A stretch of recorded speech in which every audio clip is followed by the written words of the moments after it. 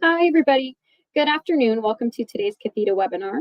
We're coming to you live on July 16th for day 2 of the NAHASDA Essentials training. If you are somebody who's attending today and you were not able to attend day 1, I have posted the link to the recording of day 1 in the chat, and it's also posted in the web links pod. So if you need to check that recording out yourself, or you maybe wanted to recommend it to a colleague, you can go ahead and share that recording link that I have in the chat. My name is Brooke Warrington. I'm the Training and Development Specialist at the Native Learning Center. We're also thrilled that you could be with us today for the webinar. If you could follow along as I read the disclaimer aloud. This webinar provides a summary of fundamental concepts, requirements, and/or procedures within the allotted 90 minutes. The material discussed does not illustrate all possible scenarios that could be applicable. We do also have our copyright infringement law printed here. It's just a friendly reminder that the webinar materials are protected by copyright, trademark, trade secret, and other intellectual property laws. Before we get started, I want to make sure you understand how the environment on Adobe works and know how to kind of interact with us during the webinar. So if you look to the top of your screen, you'll see an icon of a hand with a plus sign. If you click on that icon, know that you could raise your hand, you could agree, you could disagree, show applause, show laughter. You can even signal requests like asking the instructor to speak louder or to slow down, please. Your screen should look similar to this graphic here. So to the bottom left, you are going to see a pod that says Files. So the very first file available for download is a copy of today's presentation slides.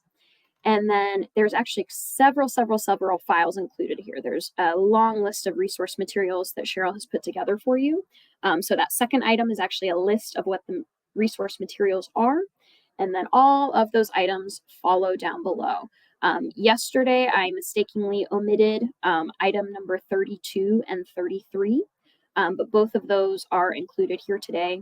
They're files number 34 and 35. So if you didn't download those yesterday, that's my fault. I apologize. And they are included for today.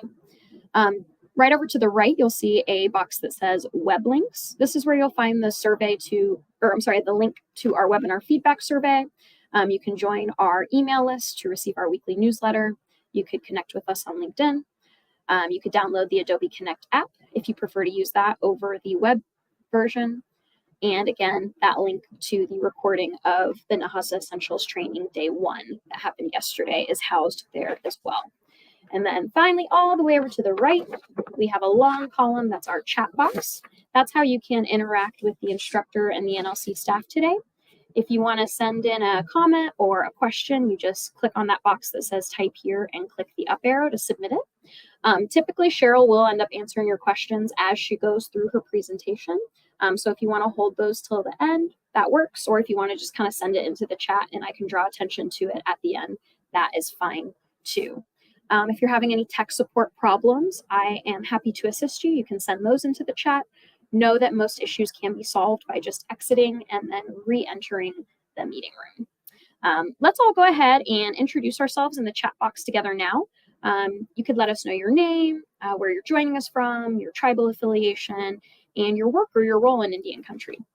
And while y'all are getting going in the chat, it is with great pleasure that I introduce your instructor today, Cheryl Cosley. Cheryl, I'm going to hand it off to you now. Thank you very, very much, Brooke. Welcome to NAHASDA Essentials Day 2. As she said, this presentation is courtesy of the Native Learning Center. My information is at the beginning and the end. Should you ever require any help, please reach out to me. Welcome and good morning or good afternoon, depending on where you're at. I was in Alaska last week and it's morning time still. So is my brain. So a little bit about me. My name is Cheryl Cosley. My Anishinaabe name is Redbird Woman. I'm Moon Clan and I come from Keno-Shinkoning, place of the pike. In my language, that's the name for the Bay Mills Indian Reservation. And we're located at the top of the Upper Peninsula of Michigan.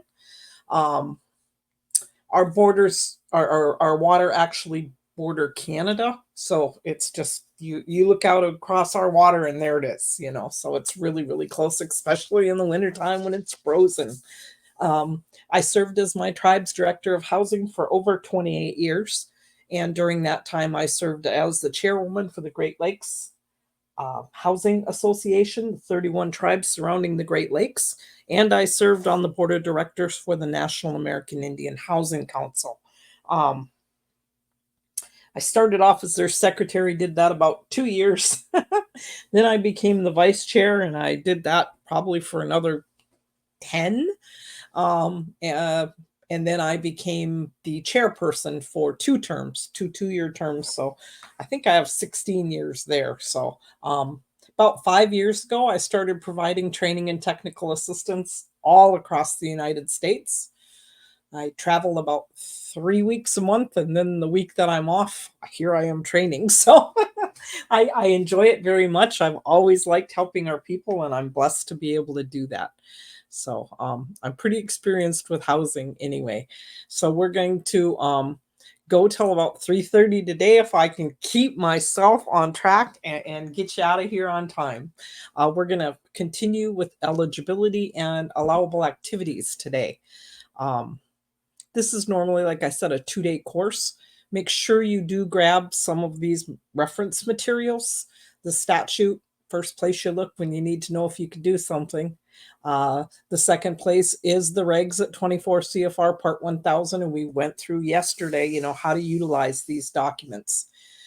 When in doubt, you're to look at Part 200, which is reference material 3, the uniform administrative requirements. Those are in charge of your financial being, basically, your audit requirements, your procurement, and your tribe will actually utilize the same document. They're governed by the same rules when it comes to those aspects of compliance and finance and things like that. The first 2 documents, which this NAHASDA statute and the regulations, they were written specifically for housing, so they're a lot easier to navigate. Where 200, there's large parts of it that don't apply to us, so that was my least favorite of all of them. There's program guidances and PIH notices that are really important. The TDCs for NAHASDA, if you're doing any building, Indian and tribal preference, if you're doing any contracting, tribal wage rates, if you want to set your own, our fiscal year income limits. Hopefully you've updated those for the year. They didn't go up this much, like little over $1,000, I think, since last year. And it's really dependent upon the year. When we came out of COVID, it went up over $10,000. So it depends. Sometimes it makes big leaps and sometimes it doesn't, but it always increases and you could qualify more tribal members. There's glossaries in here, model housing ordinances, program income under NAHASDA, useful life and binding commitment. Make sure you're doing that if you're running basically any programs where you're doing construction or modernization or rehab or anything like that. Got to make sure you pay attention to that. Personal identifiable information about your tenants. You can read about that at 14 and how you're supposed to protect that information. The new one, 2024-07, PIHN, calculating income from eligibility. That one replaced a document, I think, from 2013. Step by step, what you're supposed to do when it comes to your admissions and occupancy. It tells you. So make sure that you look at some of these documents. They'll be very, very helpful to you. Our objective is to provide a basic summary of the NAHASDA program rules and key elements, answer some hopefully of your common questions, walks through our grant process and our formula reporting. We talked about formula yesterday, and discuss key issues in implementing your Indian Housing Block Grant program. So we're going to finish the eligibility section. As you can see, that's me, us standing on one side, and that's Canada on the other side with those red windmills. And that ice isn't very far across. So certain times, okay, your families are supposed to be low income when you bring them in the program. Okay, you have to keep proof that they are low income for the life of the tenant in your program. If they've been there 25 years and that file gets 3 inches thick and you have to make a new file, well, the one set of documents that you move from file to file is the proof that they were eligible at the time of admission, okay? So when must they be low income? At the time the services are provided. So for rental housing, it's when the lease is signed with the family. When it's a home ownership program, it's when your mortgage is signed with your family. When it's rehab, when the agreement is signed with the family. And when it's rental assistance, it's when the agreement is signed with that landlord. Okay? Types of families based on income. Well, we have our low-income Indian families. We're allowed to service up to 10% of non-low-income families. It's called your 10% authority. You request that in your IHP on a yearly basis if you're going to do it, and you can utilize up to 10% of your grant to service your members that fall between 80 and 100% of median income. We have a provision for essential families, and we have a provision under NAHASDA, the statute itself, for law enforcement officers. So it's important you learn about how you can service them if your governing body decides they want to do that. So your eligible Indian families, you can service, any low-income Indian family within your Indian area, as long as that activity and that area is described in your IHP. Definition of low income is 80% or less of median income. It's the greater of your Indian area or the U.S. median income limit. That's what we went through yesterday. You take all of your counties that you service your people, you take the highest one, you compare it to the U.S. median income limit, and whichever one is higher is the one that you'll use for your whole year until they change next year. So how many how many non-low income families can you help? Up to 10% of your grant for your families that fall between 80 and 100%.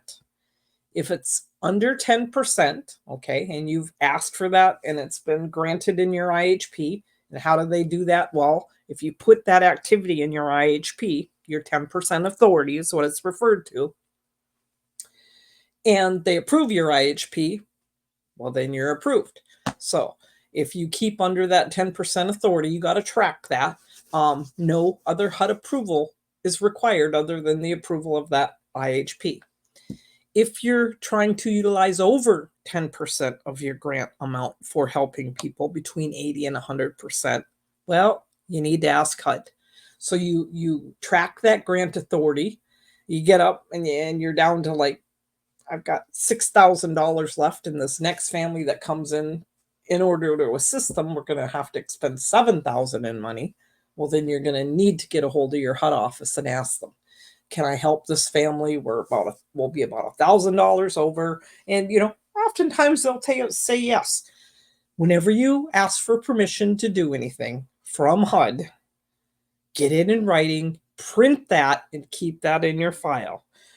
I said that yesterday, but oftentimes there's turnover or there's things misplaced within that great big office. And when it comes time to monitoring, you want to be able to have your proof, and you don't want your computer to have gone down within that period of time. So print that document and keep it in the file. So if the family's income is greater than 100% of median income, and they're not essential, and they're not law enforcement, you need to go to HUD to get approval to help them. You must show a need for housing that cannot reasonably be met without your IHBG assistance. You should have a moderate income policy and the guidelines for how you determine and you make that determination.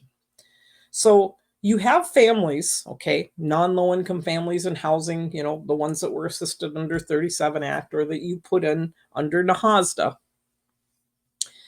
And they come in and they're low income when you put them in there. You need to address that in your admissions and occupancy policy if you want to, continue to service them. And I've seen, like I said yesterday, I've been all over the United States. It depends basically in most places on what the situation is on the resident home. You know, if you're in Oklahoma, you can go 5 miles off and there's all sorts of rental property out there. Okay.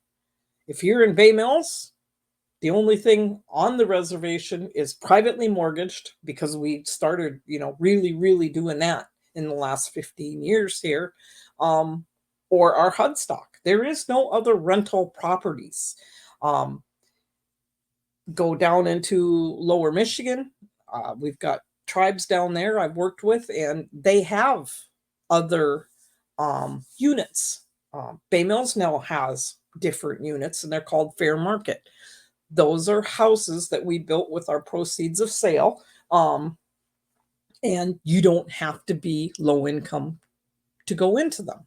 It's actually, we charge more for those.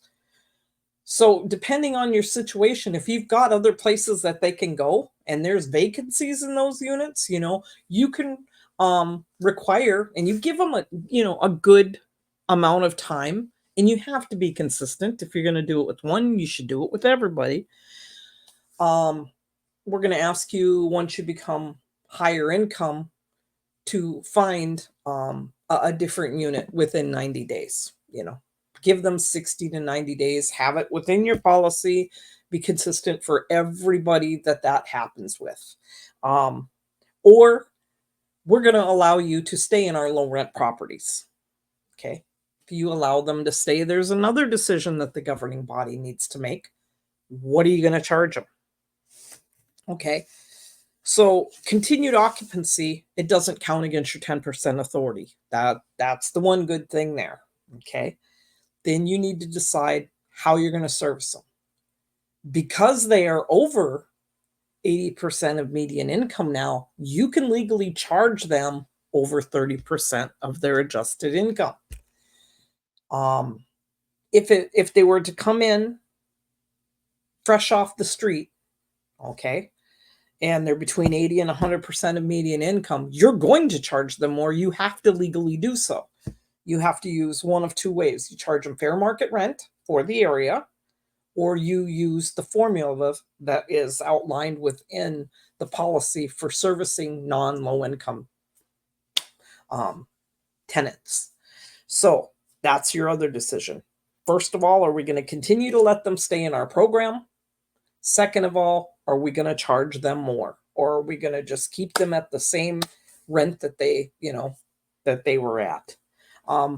Some tribes actually have ceiling rents. The thing with the ceiling rent is you got to make sure that you're not charging somebody over 30% of their income with the ceiling rent, but you can put it into place for things like this also. But you need to be consistent. You need to have it in policy. And that's how you basically address that. I think the next slide does also. Does your policies address, okay, first of all, another completely different question, emancipated minors.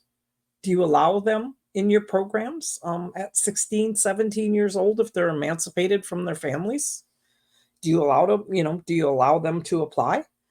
Do you address in your policy the continuation of services for somebody who is no longer an essential family? Okay, so in our essential families policy, we could deem them no longer essential.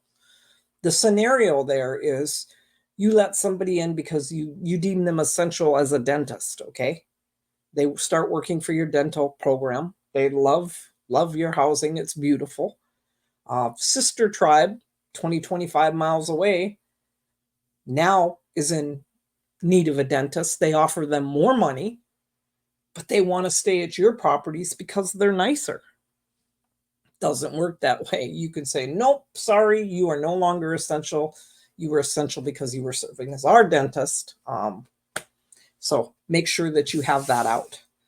And then again, does your policies address continued services if your tenant family is no longer low income? So continued occupancy is addressed within the NAHASDA Section 201. It's addressed at 24 CFR 1000, 110, and 116, and 147. If a rental or a home ownership family was low income at the time that they entered the program, as described 24 CFR 147, and subsequently becomes non-low income, the family may continue to participate in the program if you or your recipient's admission and occupancy policies authorize such families to continue to receive assistance. This includes a family member or household member who subsequently takes ownership of a home ownership unit, for instance, by inheriting it. Whether or not the family can receive the same benefit as a low-income family is also subject to your recipient's admission and occupancy policies. Remember, those families don't count towards your 10% authority on the number of non-low-income persons that can be served, and you can charge them over 30% of median income because their income falls between 80 and 100%. Okay, I hope that answered the question that I was asked yesterday. So possible language: families who are initially low income but later experience an increase in income will not be included in the 10% cap of assistance. To families that fall between 80 to 100% of median income that, ATI-HA serve, the family will not experience a reduction in assistance provided by ATI-HA. Means you're not going to charge them more. That's just a sample, okay? So you need to make a policy decision if you want to let them remain in your program. And then you need to make a decision if you're going to charge them more, okay? There's a formula in the guidance documents, or you can charge them up to fair market value on that particular unit. So your essential families, we kind of talked about those a little bit. You need a policy for those. You need to address it also in your A&O. The guidance is the same guidance for the non-low income at 2014-02. That's where you're going to look at for anything and all relating to your non-low income families, okay? Or your non-native families. PIH notice 2014-02 essential families. A non-low income family can receive block grant assistance if the recipient determines presence of the family is essential to the well-being of Native and Alaskan families. The need for housing for such a family cannot be met without your IHBG assistance.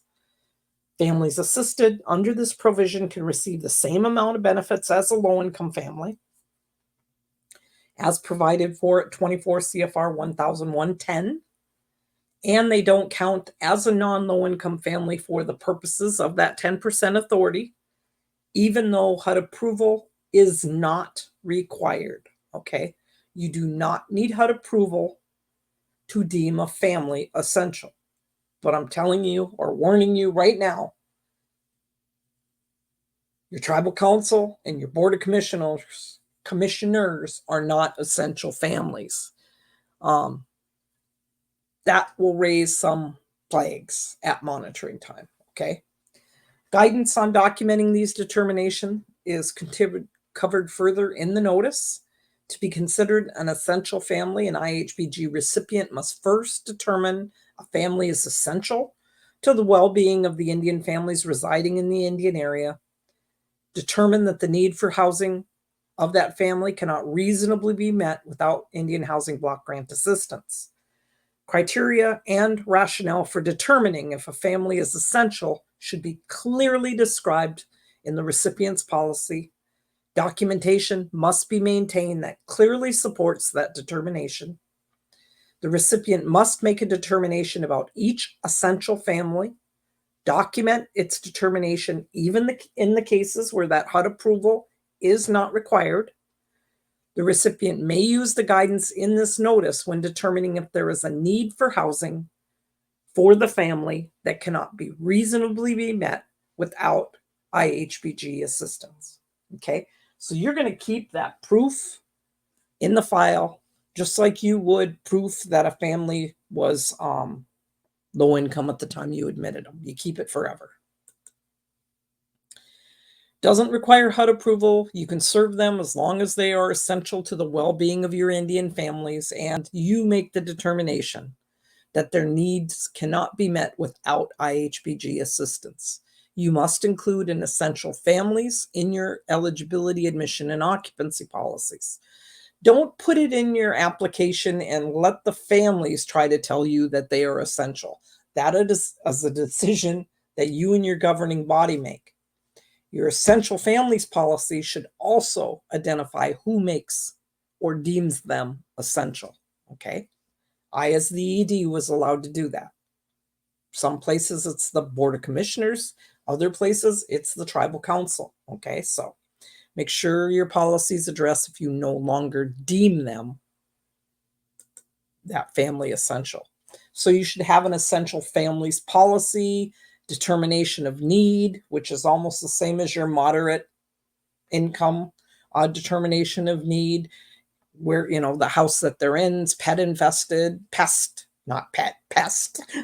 infested, electrical deficiencies, poor plumbing, lacks energy efficiency, can't find one, homeless, rent cost burden, housing cost exceeds 50% of the AGI, including utilities, inaccessibility to financing, housing stock is insufficient in the area, family desires residence in immediate area near family.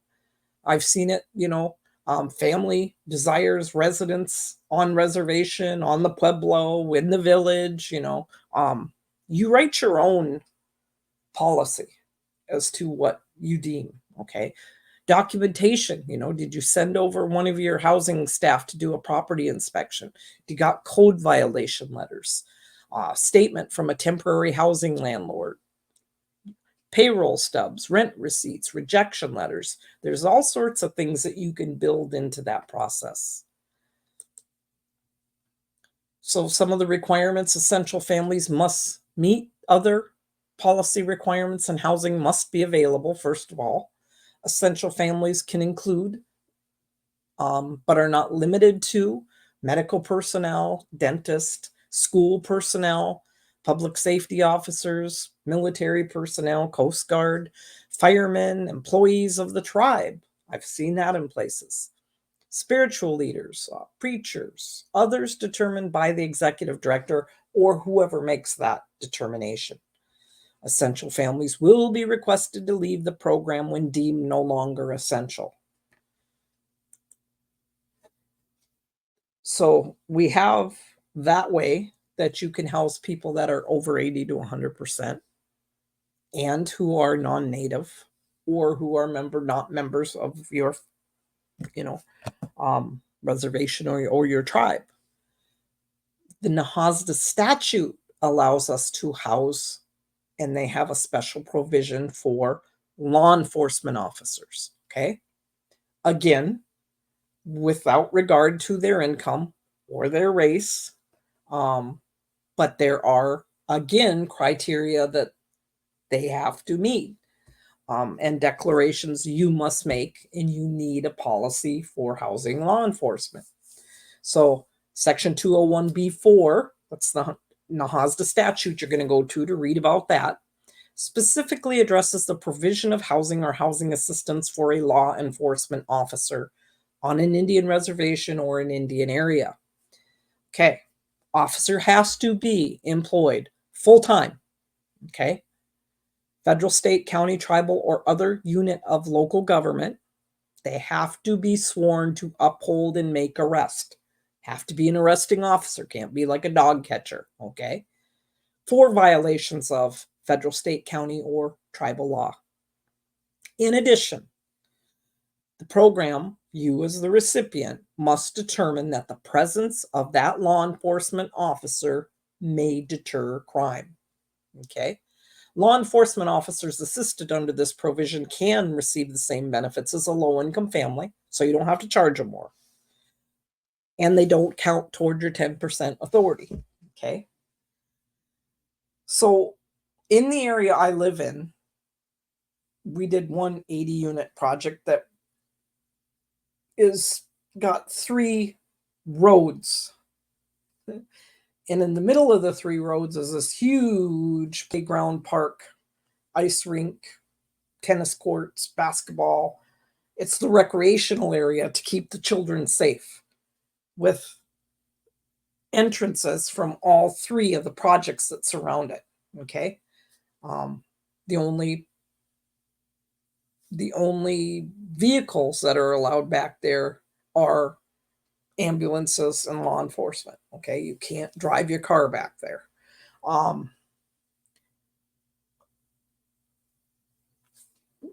We use this provision. We ask that, and we put them also in our fair market units.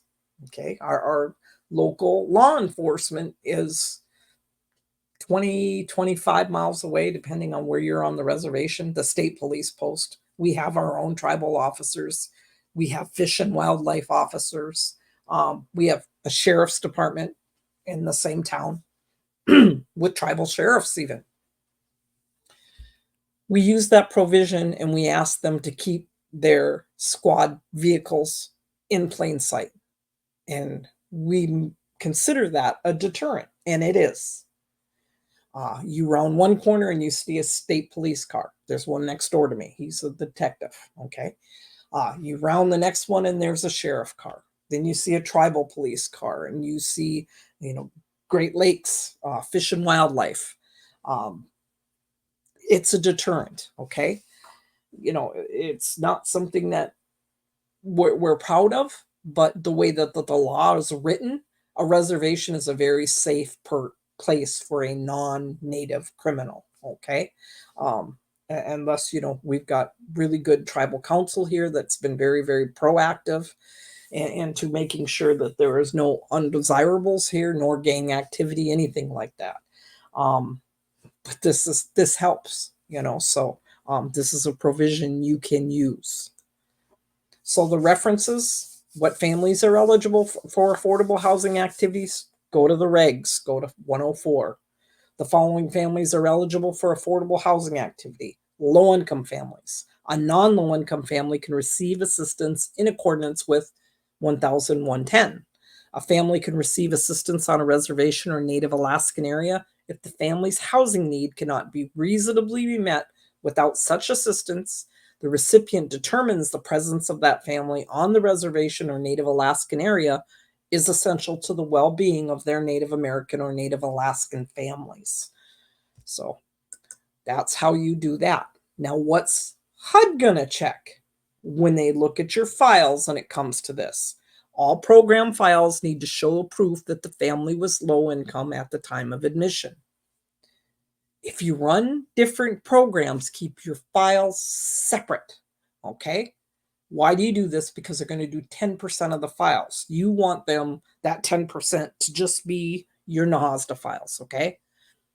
If the participant is non-low income at the time of admission, you have to have proof that the need for housing cannot be reasonably met without assistance from you as a recipient, and that they meet your definition and you've deemed them an essential family, or they're one of your law enforcement officers put in under that provision. Is there proof that the family meets all requirements under the approved policy and procedure prior to admission? That's what they're going to look for.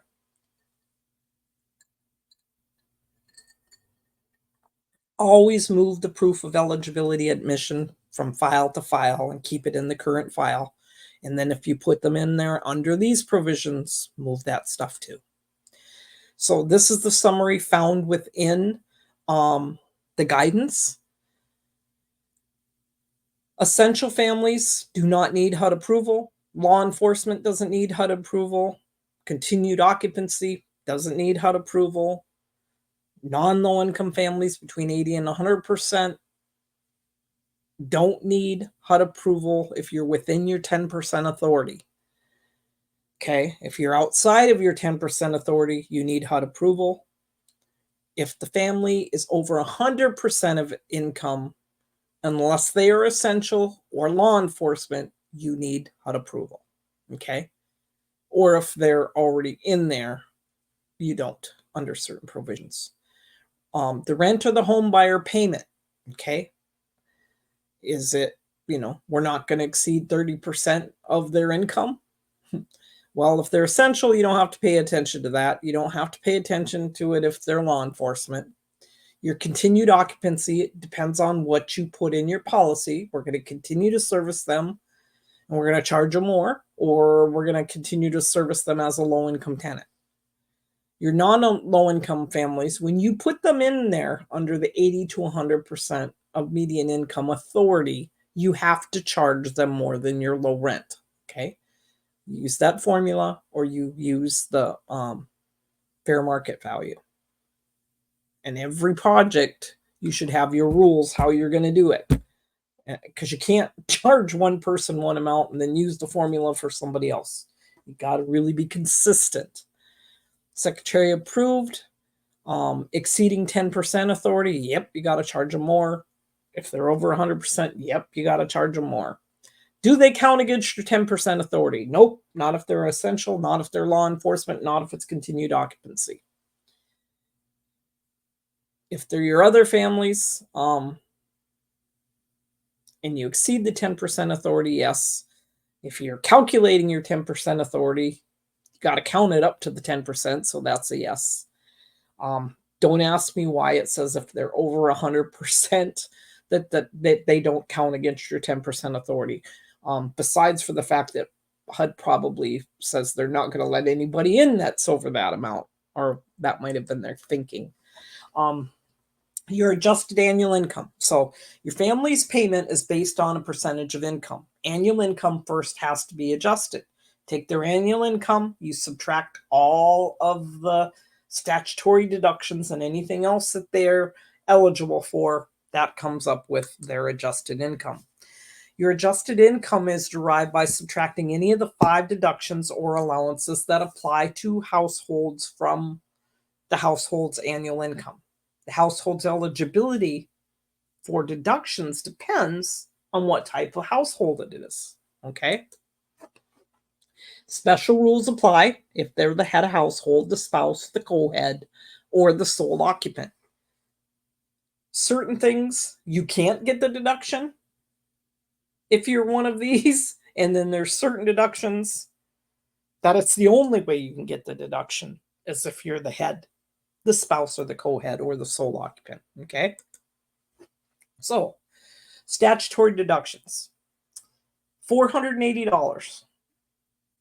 Children under the age of 18, for disabled persons over the age of 18, full-time students over the age of 18, unless those students are the head, the co-head, or the sole occupant, okay? Those are dependent deductions. $400 for an elderly or disabled family, and we're going to tell you how you qualify for that in a second, because you got to qualify for that also. Attendant care expenses over 3% of annual income for any type of family, okay? Get the attendant care, doesn't matter what type of family you are. Medical expenses, you have to qualify as an elder or disabled family in order to get medical expenses, okay? Over 3% of the annual income. So an elderly or a disabled deduction, a $400 elder or disabled family deduction should be allowed only if the head, the co-head, or the spouse is 62 or older, or a person with disabilities. So I'm in the house. My husband and I are both 45. His mom lives with us and she's 70. We're not an elder house because the head and the co-head aren't elders. Same scenario. We're both 45. Our daughter is disabled. We're not a disabled house because the head, the co-head, or the sole occupant is not disabled. We have slippage here throughout Indian country on those deductions, okay? So make sure that you're applying them correctly. Statutory deductions. And this is not, and I have seen this because, like I said, I've been all over. Some don't have them at all. Some say, well, you can have childcare, but you can't have childcare and travel expenses both. Nope, that's not the way it goes. The law reads, you shall give all of these deductions if they're eligible, okay? Childcare expenses that enable a family member to work or to go to school. you need a child care policy outlining that. Earned income of minors under 18. Okay, they earn income, doesn't count. Travel expenses not to exceed $25 per family per week. Okay, you have to have a travel policy to work or to go to school, not to exceed $1,300 per year for the whole family. You come up with what the distance is. We use 20 miles or more because that's how far our nearest town is, 20 to 25 miles from our town, where there also a lot of our tribal members were employed. Or there's another college besides our college that's located on our reservation. Other exclusions provided for in your local housing policies. These deductions are applicable regardless of which method of calculating annual income is used, okay? So something, you know how I was saying you're going to continue to learn, you're going to continue to learn. Well, I go out and I help people, tribes, prepare for their monitoring, or sometimes HUD will say, I need you to go in. This tribe has several monitoring findings. Would you be interested in helping them close them out? They need this type of training, this type of training, this type of training. So when it comes to deductions, there are some tribes that, hey, we call ours near elders at 55, okay? Are you going to give them the elder deduction? You have to put that in your policy by calling them a near elder, okay? You might just call them a near elder, but they're not eligible for that deduction, but you got to put it in black and white. If the deduction is a different amount than the statutory deductions, you have to list them. And this is what I learned last year that I did not know. If you alter those amounts or you offer different ones, you have to list that in your IHP every year. So I had a tribe that gave more than the regular statutory deduction, okay? So the statutory deduction, $480, okay? This tribe was very high. They give an additional $520. So their IHP had to read that they would give the $480 statutory dependent deduction with an additional deduction of $520 for an overall deduction of $1,000. I would caution you, should you think this is sometimes a good idea, because of the fact that you're going to take away a large part of your grant authority, okay, to be able to help your other tenants. You're already helping them because there are already tenants being serviced, okay? And you can be in the position, and I've seen it firsthand, where when your deductions are so far out of whack that you're charging them over 30% of their income because their deductions are so high. So please be careful when you play with those amounts, okay? And make sure that your meeting minutes reflect and show where that you did the diligence and saw what kind of effect that was going to take on your yearly subsidy, okay? How much it's going to cost to do that. So poll question, do you offer the child care expenses deduction?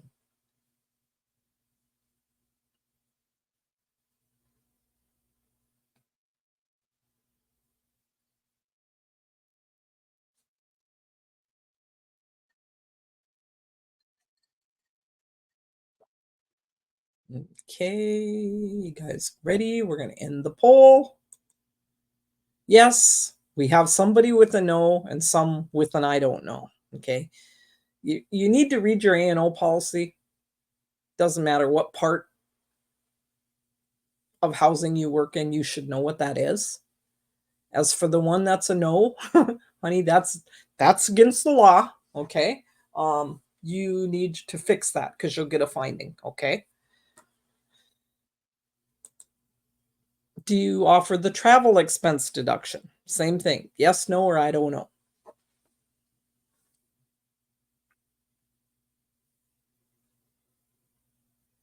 So it's the same spiel. For those of you that don't know, you need to read your policies. because that's one of the biggest programs that you offer, because your admissions and occupancy also kind of cover your rehab and everything else, so. Okay, we're going to end that poll. And so, a dependent, the head of household, the spouse, the co-head, the sole occupant may never be counted as a dependent. They never qualify as a dependent. So make sure that whoever's doing your stuff knows that. Okay. A foster child, an unborn child, a child that is yet to join the family, or a live-in attendant may never be counted as a dependent. Now, this foster child stuff, that comes over from public housing. Now, you can look at that language with your governing body and you can change it, because we don't let our children, we often, aunties take them in and grandmas take them in, and whoever takes them in, and they're not always considered foster children. But you can make a provision, any child that stays within the house 3 months or more, they will be entitled to the dependent deduction, something like that. That word foster just doesn't always apply to us, so, or you can say any foster child, because that could be another native child that you're taking in, and dependent on, if they're getting money for them or whatever, that's an area that sometimes your governing body needs to look at when you're redoing your A&O policy. So qualifying as a dependent, those in the household who are under the age of 18 are a dependent. A full-time student over the age of 18 can also be called a dependent, as long as they are not the head, the co-head, or the sole occupant. Here's the rules for the full-time student. It's $480 statutory deduction for a full-time student. If they're not the head, the co-head, or the sole occupant, and they're working as well as going to school, you give them $480 as a deduction. Then you take the first $480 off of the student income as counted, okay, in the household income, but you don't have to count the rest. And that's really, really good. But you got to make sure that you have, your policies, you're following it, and they're not the head of household, the spouse. You have to count their full-time income. And and they can't have the deduction either. So if you have an adult student living away from home, well, if you counted them as a member of your household in determining the household size to compare for your HUD income limits, again, that first 480 of that income has to be counted in the household income, but you don't count the rest unless they're the head, the co-head, or the sole occupant. To count the adult student as a household member, usually you verify that, them as a dependent on the parent's tax return. Additionally, student status must be verified with the documentation and file. So you should have student, I'll give you an example, I think, right there. A full-time student verification to go with that, okay? So the scenario I just listed can sometimes be a problem. So my son, my favorite son, my only son, has seemed to be a lifetime student his whole life, okay? He's lived downstate for 5 years. After COVID, he came back here for a few years, still went to college, whatever. He started working full-time the day he turned 16. And he probably realized by the age of 18 that he makes a whole bunch more money on his taxes, or doesn't have to pay as much, if he files them himself. So you might run into a problem about them being on the family's tax return, because our kids are pretty smart when it comes to making jonya, in my language. That's how you say money. So childcare expenses enables a family member to be gainfully employed, further his or her education, seek employment. The amount deducted should not exceed their employment income the amount is not paid or reimbursed. It's just a deduction. You count how much they pay. The child care expenses incurred to permit a family member to work must not exceed the amount earned by the family member made available to work during the hours for which child care is paid. Okay. You shouldn't be paying for child care if they work from 8 to noon and the child cares from 7 o'clock till midnight. Okay. You shouldn't be paying for it. So you need forms and policies for things like this. This is my niece and nephew, great niece and nephew at Halloween. Have a child care verification form. Okay. The other times that you can have a little bit of trouble with this is if the child care provider is also one of your tenants and doesn't count that income, then you could have a slippery wicket. So your excessive travel expenses, again, you should have a policy. The allowance is for the benefit of families who must travel long distances to and from work or school. You determine the long distance, okay? Important to remember, can only be allowed for excessive travel for employment or education. Must be reasonable, may not exceed $25 per week for the entire household, not per traveler. $1,300 per year maximum. Make sure you have the criteria in policy. I know in some places where there's traveling nurses and stuff, they found this really, really helpful to them. So you need to know how to calculate payment. Take the annual income, you subtract those statutory deductions, comes up with the annual adjusted income. Take that annual adjusted income, you divide that by the 12 months in the year, and that's their monthly adjusted income.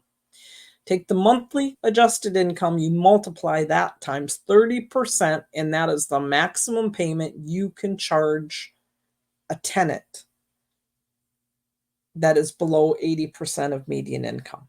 Now, if they are between 80 and 100%, you could charge them more. Okay. So what deductions, depending on the type of household, are you eligible for?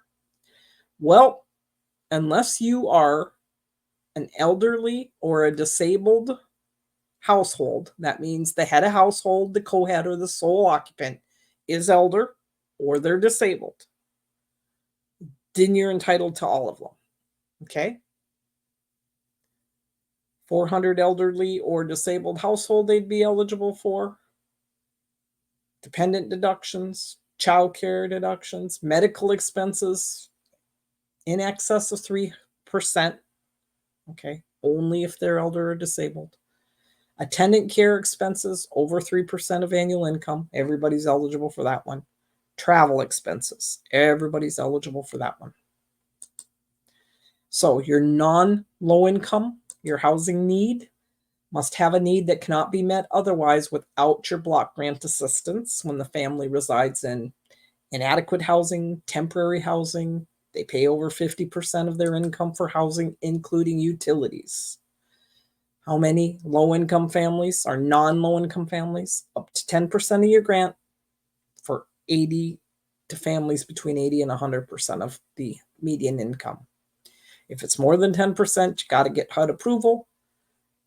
Anytime that they're over 100%, unless they're essential or law enforcement, you need HUD approval. And then you have your other non-low-income families assisted for continued occupancy. That 10% cap would not count. And you have to address it within your policies if you're going to continue to service them and how much you're going to charge them. Okay. So you submit a proposal to HUD to provide assistance to non-low-income families as part of the Indian Housing Plan. You can do it on that yearly basis, or you can do it at any time in the year. You can just put it in the plan, set it in, and they'll let you know. Submit that special request to HUD. All of that is in that PIH guidance 2014-02, providing assistance to non-low-income families, okay, under NAHASDA. It's where you look for all that information, how to run the formulas, everything else. Some of the required documents, you could use property inspections, evidence of living in temporary housing, verification of family income, rejection letters from lenders or landlords, letters stating the family doesn't qualify for any other federal, state, or local housing programs, or they're at capacity, and you should have a moderate income checklist, okay? Inadequate housing. How do you determine that? Well, lacks energy efficiency, it's overcrowded, poor plumbing, electrical deficiencies, inadequate drain fields, structurally unsound, pest infested. Not pet, but pest. That's mine. Fire hazard, inadequate heating or cooling, no heating, inadequate cooling, lack of water pressure, no insulation, single wide trailer, not code compliant, no child safety measures, incomplete kitchens, incomplete or non-working bathrooms. They're in temporary housing, living with relatives, motels, hotels, transition shelters. They're homeless. The cost burden, their housing exceeds 50% of their AGI, including utilities. They have inaccessibility to financing. Nobody will give housing on the reservation. Determination that housing need cannot be reasonably met. Rental housing is not available in the area. Nothing affordable. Income and assets are insufficient to pay the rent. Housing stock is insufficient. Conventional mortgages are not available on trust land. State housing finance programs are not available. Section 8 waiting list, too long. Inadequate housing stock in area. Family desires a residence in reservation or village. And documentation. You're going to do that by what? Property inspections, code violations, family size and unit size, statement from a temporary housing landlord, affidavit from the family, payroll stubs, rent receipts, rejection letters, and denial letters. So you come up with your own and you leave it in there and use that same policy for everybody, but you have to have that determination.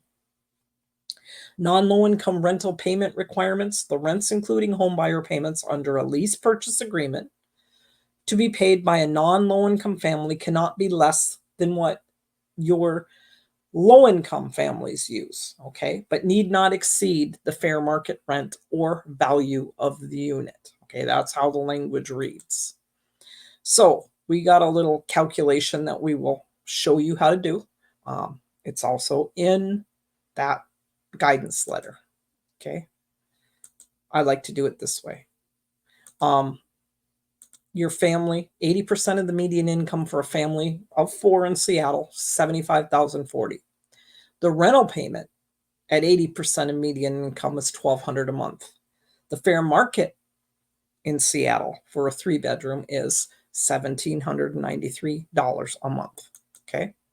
So you take the income of your non-low income family, they make $88,000. You divide it by the income of your low income families who make $75,040.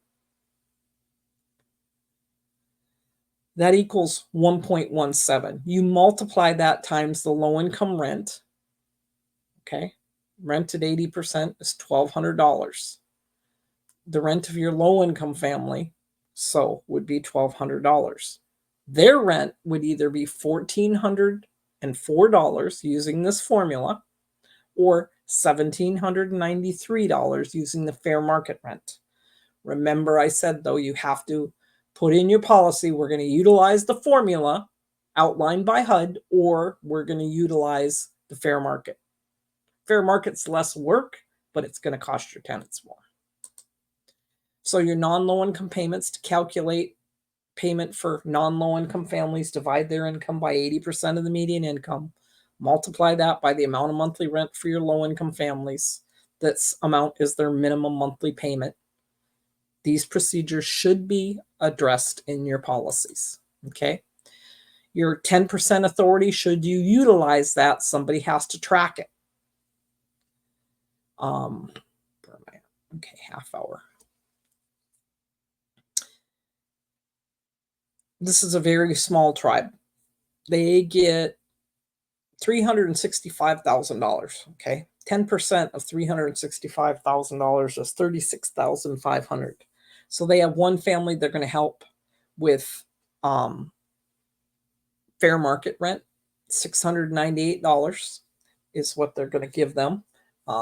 Times 12 is $8,376 of NAHASDA assistance. They have a second family come in, and they're going to help them with a home buyer unit, Okay, so they're going to assist them with $850 a month. So that assistance comes out to $10,200. They have a third family come in, and they're going to help them with down payment assistance. Now, we're going to get into this in a minute, but if you offer down payment assistance and you offer, let's say, $10,000 cap for your low-income people, your families that fall between 80 and 100% are not going to be eligible for 10%. You have to run this formula, okay? That's where there's another great amount of slippage in Indian country. People make mistakes with that. They don't think about your higher income people when they just give them the max, and you can't do that. So they help them. They provide them with $7,400 because that's what the formula came out to in their case. So you got the three families, $36,500 minus $25,976 in assistance to these three families. That gives them $10,524. Fourth family comes in, they need $10,000 worth of assistance. You're all set. Fourth family comes in, and to help them, it's going to cost $11,000. You got to get a hold of the HUD office and say, hey, I'm, $476 short to assist this family. May I do that? You just got to let them know. Okay. So your other program assistance for your non-low income families, like I was talking about, your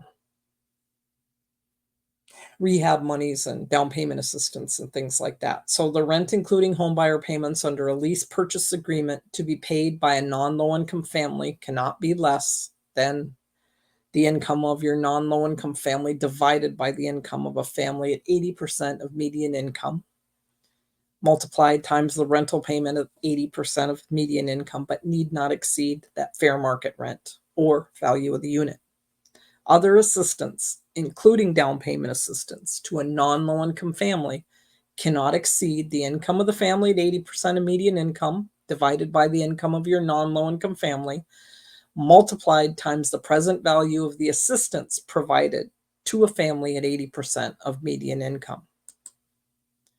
Other assistance, including down payment assistance to non-low income families, cannot exceed the income of a family at 80% of median income divided by the income of their non-low income family, multiplied times the present value of whatever assistance you're giving out provided to a family at 80% of median income. So, same family, 80% of the median income, family of four, $75,040.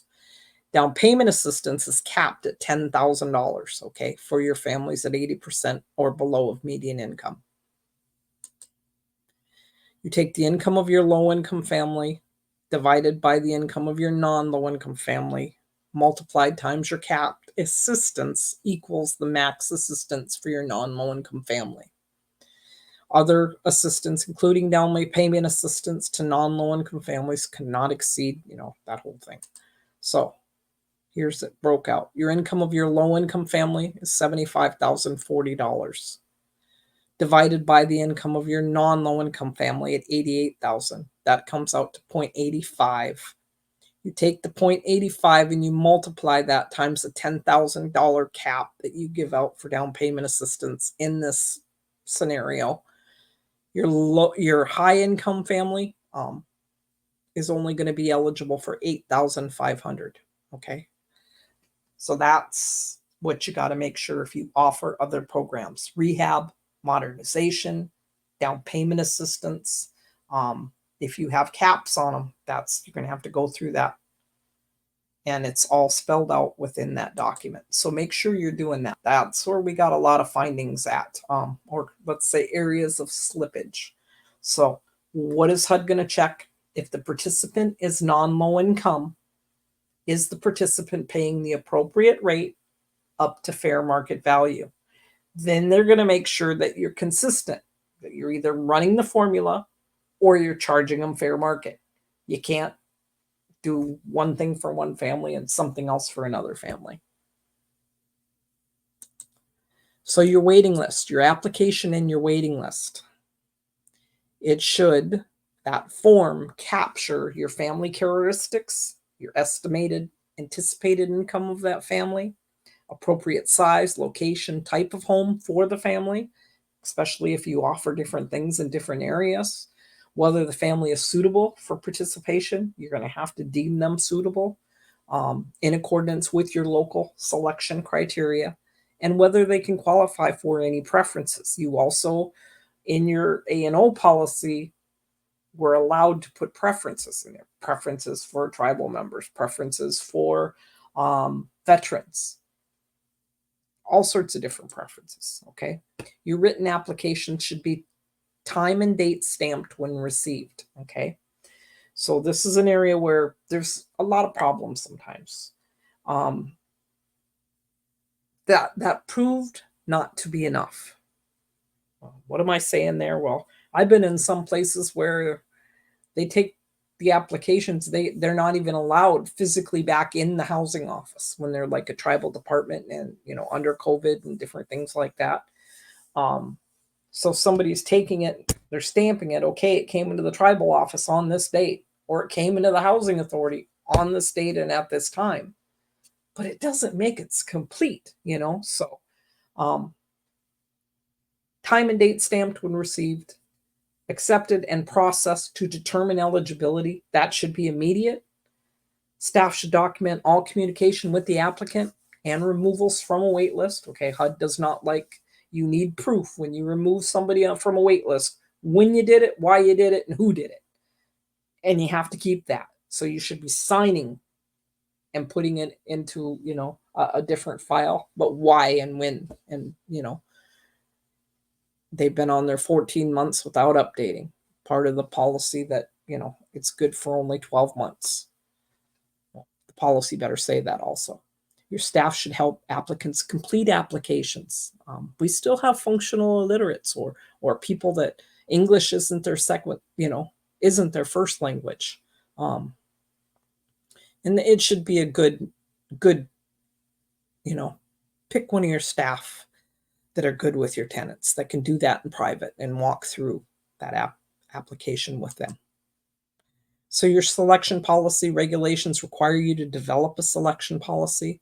Your housing entity can establish preferences, members of the tribe, person with special needs, veterans, certain types of families.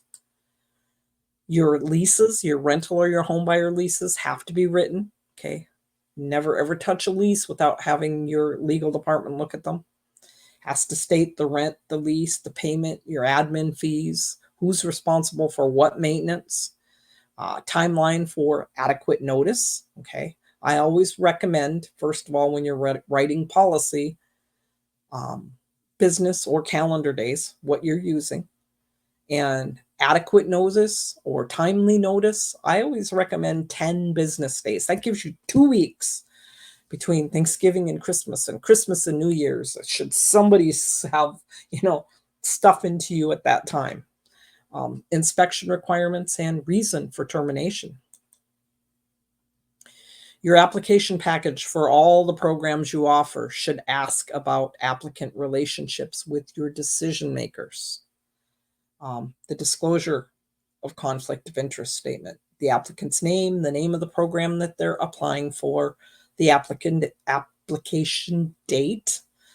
I'm applying for the program noted above. I'm disclosing that I am an employee of whatever housing authority you're from the Board of Commissioners, or I'm a tribal council member, or I'm an immediate family member of a housing employee, Board of Commissioner, or tribal council member.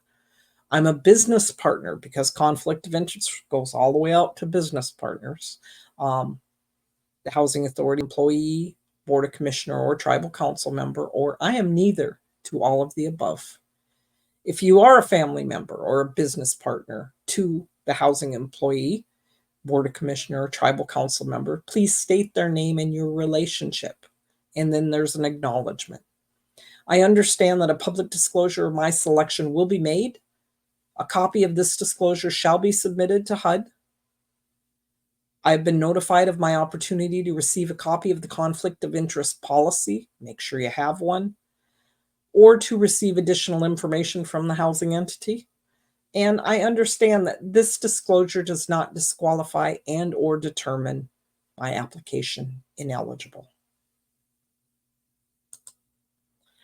Eligibility screening, criminal background checks. Good idea if you do them. If you do them, you make sure your executive director is normally the one that does those. They can have one designee who should be reflected in the meeting minutes, who the designee is. Those are the only two that should ever have or physically touch those documents. Kept under lock and key. You don't even let the participants see what they say. You can read them to them. You never physically hand them to them. You don't hand them out to the staff. You don't make copies of them. Very strict rules when it comes to background checks, okay? Landlord references, any outstanding debts, okay? We did not accept applications if they owed the housing authority or the utility authority money because we ran both of them. Program-specific requirements, family composition, tribal enrollment. Should be a tribal member, should have proof of that enrollment. That's one of the first things you get is a copy of their tribal ID when you're accepting that application.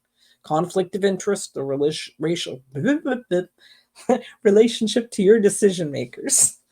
Creditworthiness, is it going to be their principal residence?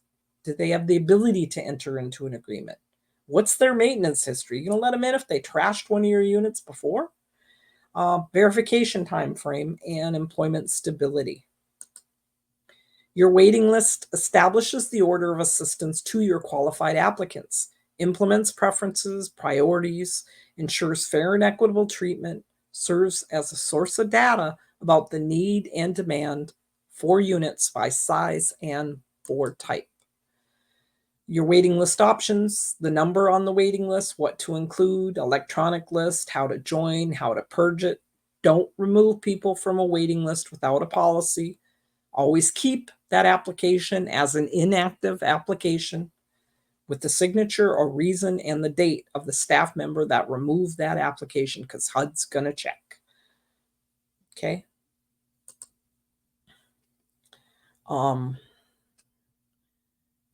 Your verification form should capture the name, the position, telephone number, email of the information provider, current anticipated earnings, fluctuating pay rates, hours. You might want to consider self-addressed stamped envelopes with each verification form that you mail out. Your verification forms should have consent for release of information, verification of employment, income, trust income, savings, pensions, and landlord verifications. Your authorization for release of information, your privacy statement. All adult family members and spouse must sign. Everybody over the age 18. When you recertify, track to see if anybody turned 18 since the last recert, because you got to get one from them. Can be used between regular and re-exams to verify unreported income. The applicant's certification that income and other information is accurate and complete. You should have fraud statements over your desk so not to encourage that. It can only be used when you're using that HUD 9886 for the verification sources listed on the form. So list everybody that you generally check. And what I didn't know till I was probably 10 years in, that form is only valid for 15 months. You should also have a statement that either you have them sign multiple ones or that they allow for their forms to be copied. Okay. Release forms, obtaining information for verification purposes requires signed consent for the release of information from the family member whose information is being requested. Collecting that information, it's considered protected, personally identifiable information. It's required to be kept confidential. There is reference materials talking about that. You should have a confidentiality policy for protecting your residents' and applicants' information. Should be signed by your staff, your housing board, your tribal council. Whereas you provide decent, safe, and sanitary housing to low-income Native households in accordance with HUD guidelines. They seek to protect the interests of the residents and applicants by prohibiting the exploitive use of personal information to the extent permitted by tribal and state law.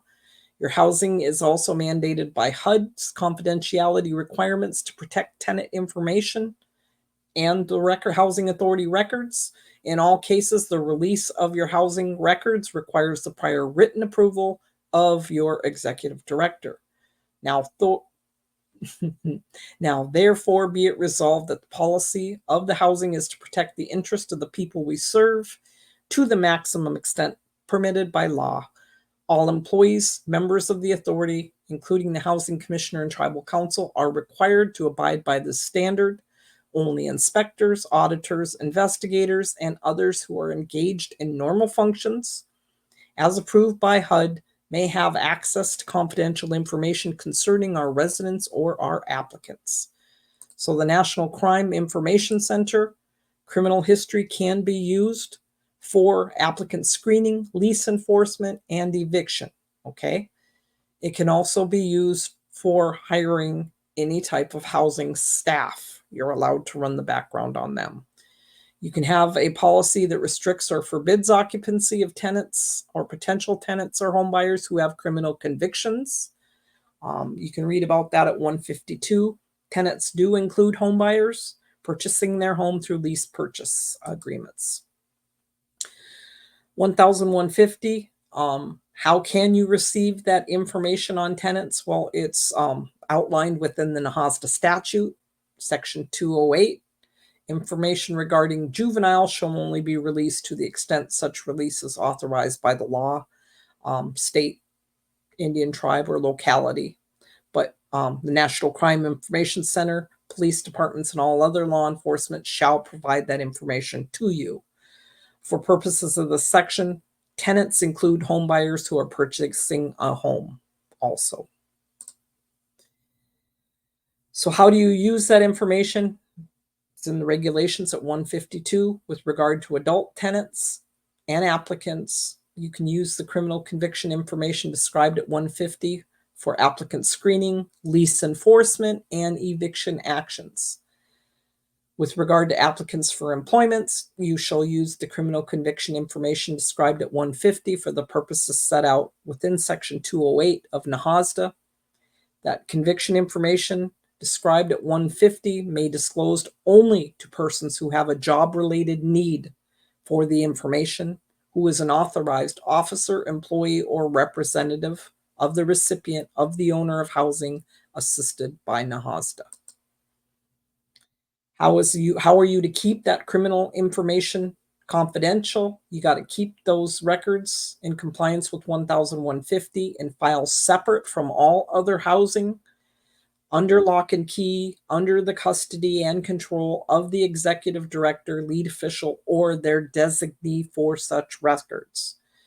Criminal conviction records can only be accessed with written permission of your ED, lead official, or designee for the purposes stated within 208 of NAHASDA. You cannot, because you have it, share it, even with law enforcement. They can pull it themselves. Criminal record information, you have to establish a system of records management that ensures any criminal record received from law enforcement is maintained confidentially, not misused, not improperly disseminated, destroyed for what once the purpose for which the record was requested has been accomplished. You keep it long enough for the grievance period if you're telling them no. Under lock and key, under the custody of the executive director. The tenant or applicant files should document that a criminal background check was conducted, that they either passed or did not pass the check. Criminal background records should be retained separately from the applicant file. Those applicants denied housing, you keep it, like I said, until the expiration of a period for requesting an informal hearing takes place, or any type of litigation. You can read about that in the regs at 150, 152, and 154, which will provide additional information. Maintenance. I was going to say maintenance of those criminal conviction records. You're going to keep all records, information that you receive from official law enforcement agencies and files separate from all other housing records. The criminal conviction records will be kept under lock and key, be under the custody and control of the executive director designee for such records. They can only be accessed with written permission from the ED designee for purposes stated in Section 208 of NAHASDA and these regulations. Your policy and your meeting minutes should reflect who the designee is, okay? Your drug abuse treatment information is exactly the same. We're all getting healing to wellness courts and things like that, or not all, but a lot of us. And therefore, you're going to get information like this, okay? So allowable activities. There's eligible activities. NAHASDA sets out a wide range from actual construction, housing services. It's important that you become familiar with the NAHASDA statute because the statute sets out the range of possible activities. You as a recipient determine which of those activities you're going to undertake. Based on your needs and interests of your tribe, you determine your programs. No requirements under NAHASDA that you undertake one particular type of program.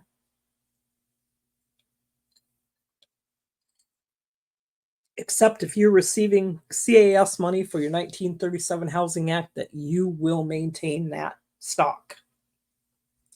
You state your planned activities in your IHP. Affordable housing, your activities have to be related to affordable housing. Housing units developed under 37 Act, units developed under NAHASDA, other housing qualifying under Title II. There's a wide range of housing types and ownership possible. You have to adhere to total development costs when you're using NAHASDA funds. This guidance is in your information available down here. It's under PIH 2022-16, the reference material, and it's issued June of 2022. When you build, it has to be moderate construction. It does not matter if the tribe gives you money, you still have to build within those constraints.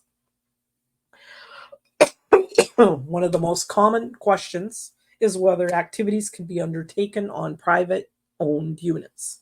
And the answer is yes, as long as the activity is eligible and the housing occupants are low income.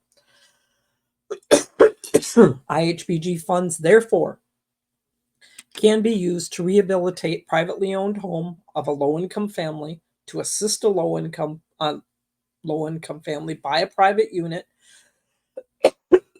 So housing can cover a wide range of unit types,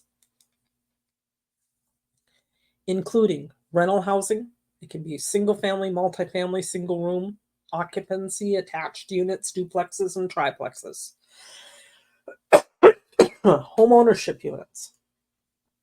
Have to remember useful life and binding commitment rules apply to home ownership, as well as insurance requirements. Excuse me.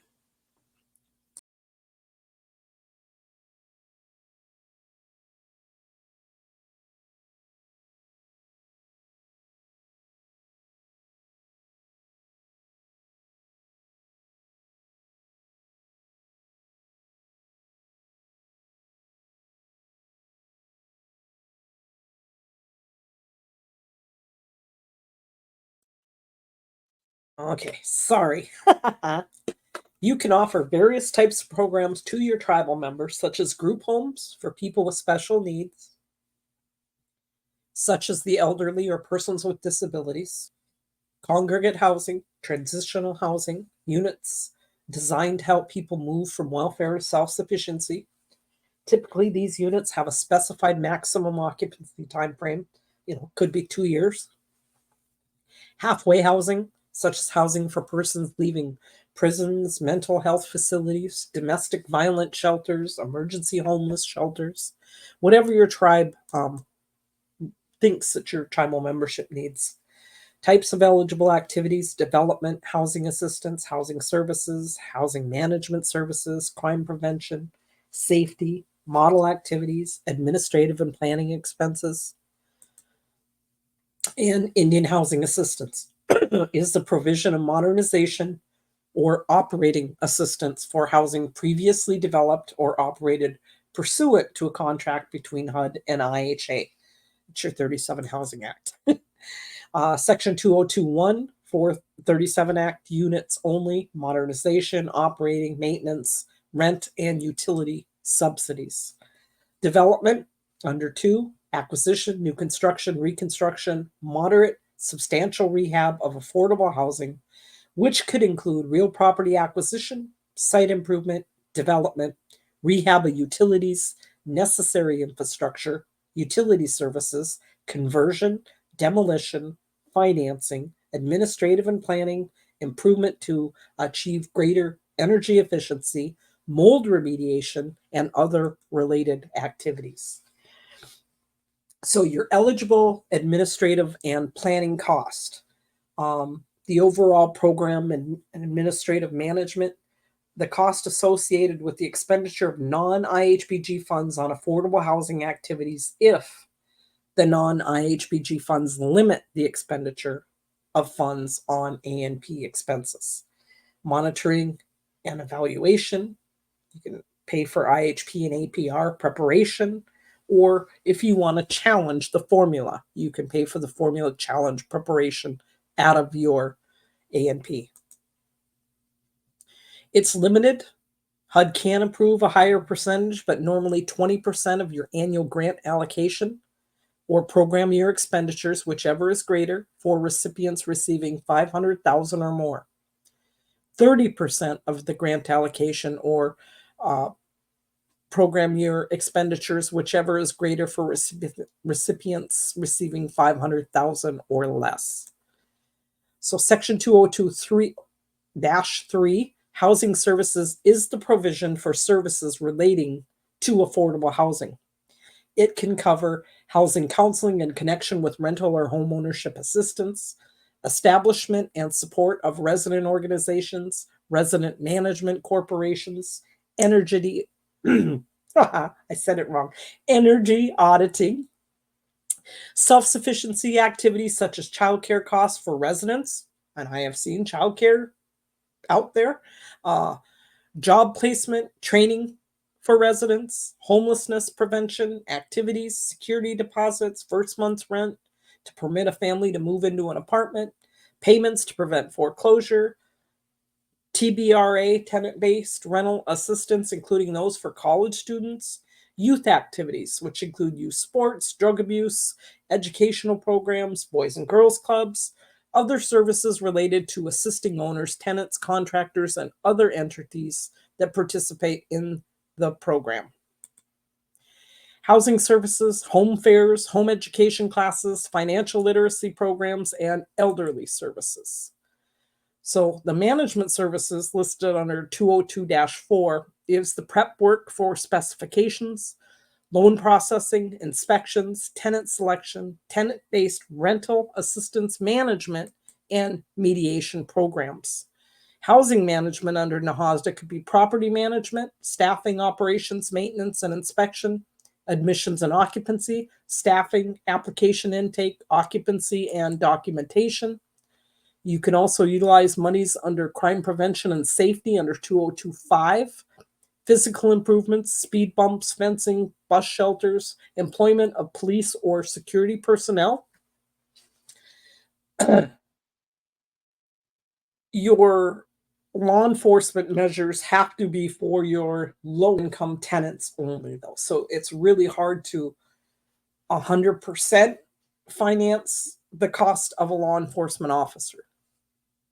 Equipment for security personnel, the provision of safety, security, and law enforcement measures and activities appropriate to protect residents of affordable housing from crime.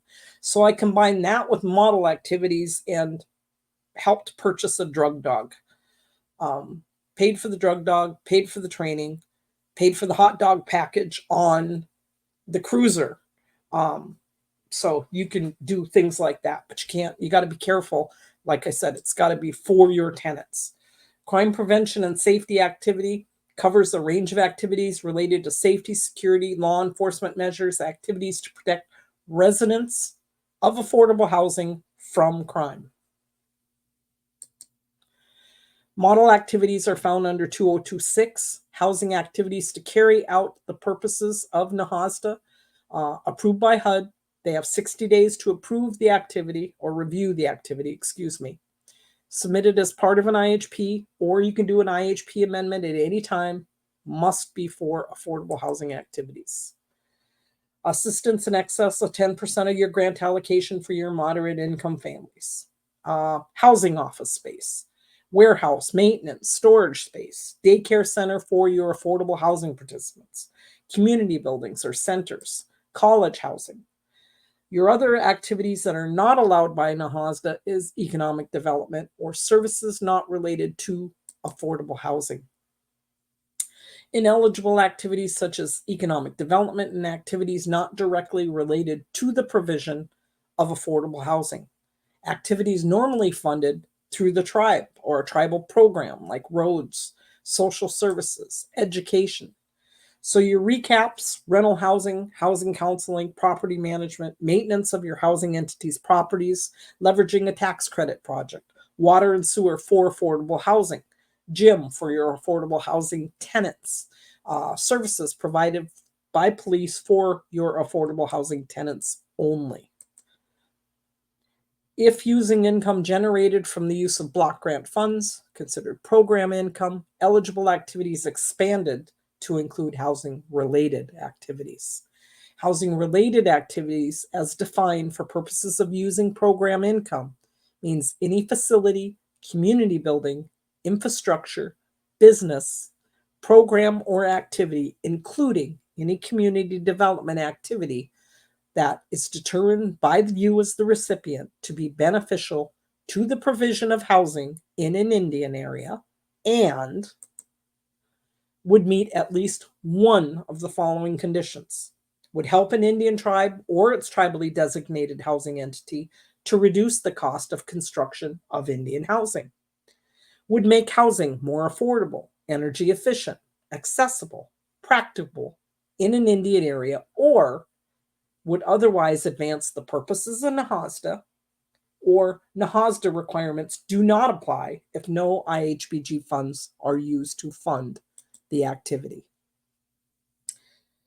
Your summary of block grant funds versus program income: if it's block grant funds, the funding allocation, interest earned on invested on IHBG funds must be used for affordable housing activities, and NAHASDA requirements apply.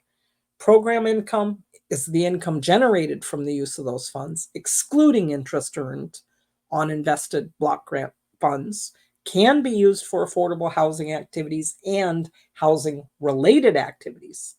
NAHASDA requirements do not apply if no funds are used. So determining your housing activities: what does the community need now? What's it going to need in the future? What needs can you meet within your current and future budget? For any activity you choose, what will be the benefits and responsibilities of your participants, and determine how that activity will be implemented and the policies and procedures needed. So your program type examples are rental, homeowner, rehab, home purchase assistance, rental assistance, and services. So determining your program types: the key questions: what type of housing assistance is needed? What type is demanded? Do you have the capacity to develop it? Then do you have the capacity to manage it? So your allocation approaches: maximum amount of assistance versus a smaller share of assistance against more households. So are we going to give 10,000 out and help 10 families? Or are we going to give 5,000 out and help 20 families? One-time assistance or allowed households to receive assistance over time? And are you going to try to leverage any other program? What kind of assistance is it going to be? Is it going to be a grant? Is it going to be a loan? Is it going to be a no interest loan? Is it going to be a market interest loan? Reduced interest loan? Are you going to use sweat equity? Are you going to loan tools, equipment? Are you going to provide technical assistance? Or what else are you going to do for that program?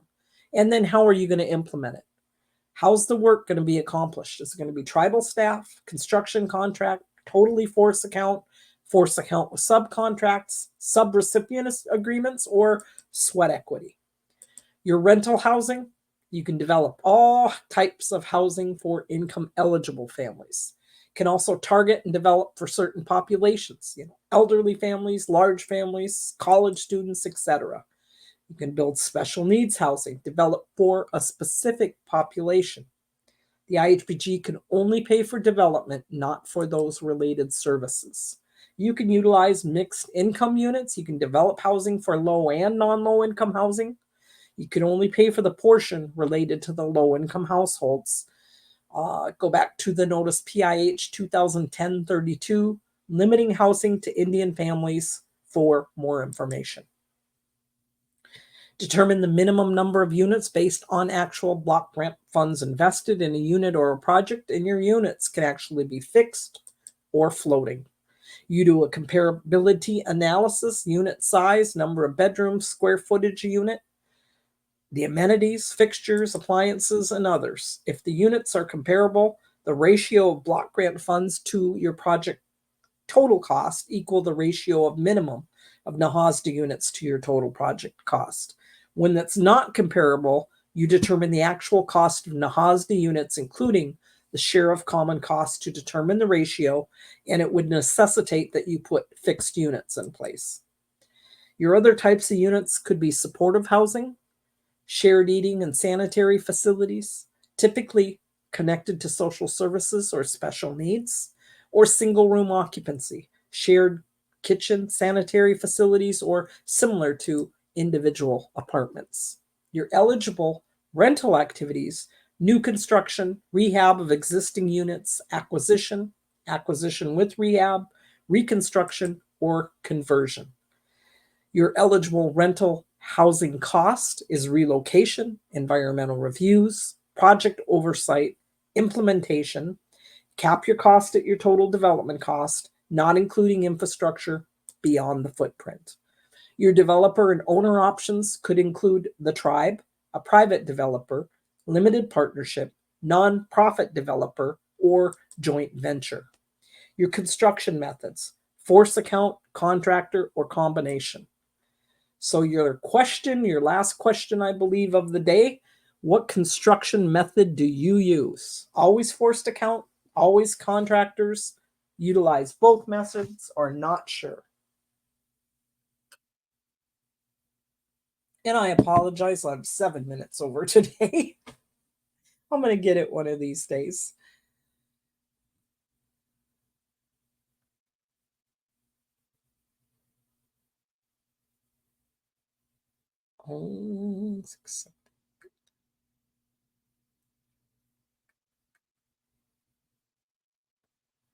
Okay, guys. We've got, ending the poll, a split, with one with not sure, the other one it's split. Split right down the middle. So, any questions? And if not, I'll see you guys tomorrow. All right. Thanks again for another amazing presentation, Cheryl. I hope all of you are going to come back to join us for day 3. I'm going to go ahead and launch the feedback survey just real quick because I see some people are leaving the call already. But we hope you could take a moment to complete the survey about today's webinar. Takes just a minute or two to complete, and it helps us know what is working well, what we can maybe improve upon for the future. Just like I said before, we hope you can join us for the next webinar, which is going to be tomorrow. That'll be day 3. Registration is free as always. It will be starting at the same time, but through a different link. Feel free to access this as well as any of our other recorded webinars online at our website, nativelearningcenter.com. We have a Cathedra Webinars tab featuring a recorded webinars section. You can click on any one of the webinars that we've done for the past 2 years. Feel free to view them, share them with your colleagues, share them with your friends. Please also check out our upcoming events posted to our various social media. You can find us on Facebook, Instagram, Twitter, and LinkedIn. We also have an in-house produced podcast titled the Hopathanga Native American Podcast, where we discuss more focused topics within tribal housing and self-determination. You can listen to that on Simplecast, Google Podcasts, Spotify, and Apple Podcasts. And if you're somebody who more likes to watch podcast recording on YouTube where you can see the guests, then you can catch that on our YouTube channel also. All right, guys, I'm going to go ahead and close everything out. Thank you to everybody who joined. Thank you, Cheryl. I hope I can see everybody back tomorrow, 2 p.m. for day 3. And we'll keep the good times rolling, guys. Everybody have a fantastic rest of the day. Bye-bye. Thanks, Brooke. Thank you, Bye, everybody. Cheryl. Thank you so much.